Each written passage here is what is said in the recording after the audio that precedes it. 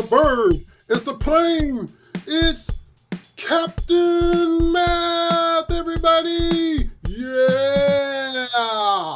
And today we're gonna talk about equivalent fractions.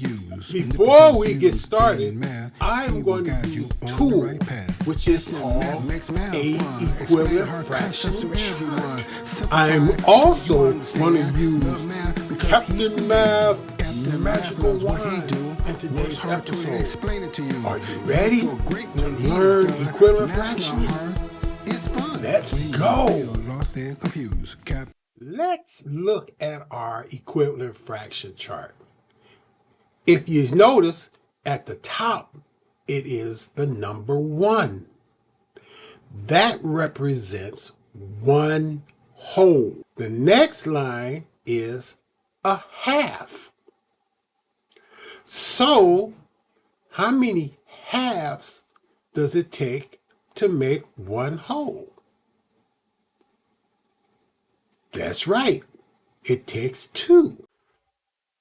So, in observation from the equivalent fraction chart, we can say it takes 2 1/2 is equivalent to 1 whole. Let's use the equivalent chart to find the equivalent fractions for 1/2. Let's look at the fraction 1/4. How many 1/4 that is equivalent to 1/2? If we look at the x's, they will tell us how many 1/4 we will need to equivalent to 1/2, which would be 2. So, if we add 1/4 plus 1/4, that will equal 2/4, which is the same or equivalent to 1/2. 1/6. How many 1/6 will I need that will be equivalent to 1/2? That's right.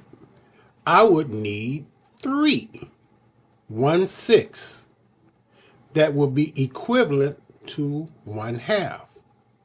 So if I add 1/6 plus 1/6 plus 1/6, that will equal 3/6, which is equivalent to 1/2.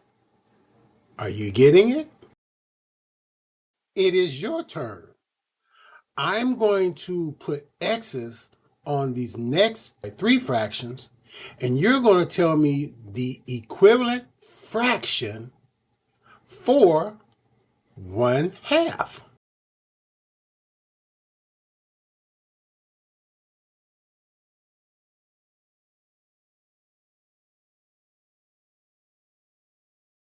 If we add the 1/8 together, the ones with the x's, it will equal to 4/8, which is equivalent to 1/2.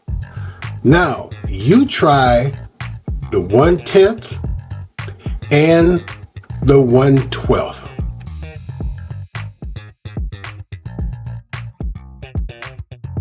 So, what would be the equivalent fraction for 1/2 if we are looking at tenths? What will be the equivalent fraction for 1/2 if we are using 1/12? By using this equivalent fraction chart, we can find equivalent fractions for lots of fractions.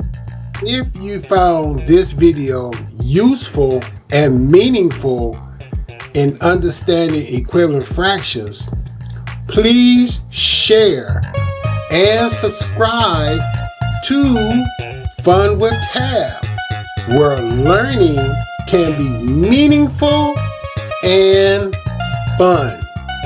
See you next time.